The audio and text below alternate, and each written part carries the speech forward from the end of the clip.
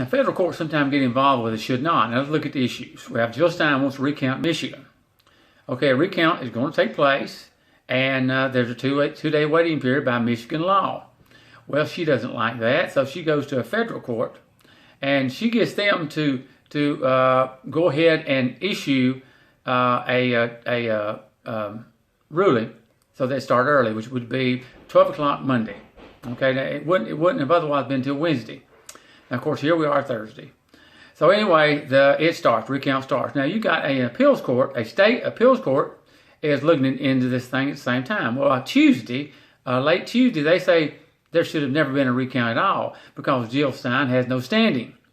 Okay, so now you've had the federal court get involved, and on Monday he's ordered this to start early. When by state law it would not have started till Wednesday.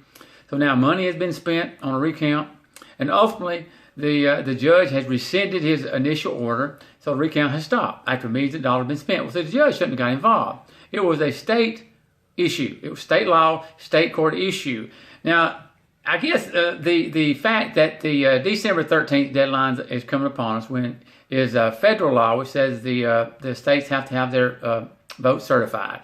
So that was the point that Jill Stein argued. So he says, okay, yeah, you don't have enough time, so let's go ahead and we'll just, you go ahead and you start your state vote 2 days earlier before your state law has said you could.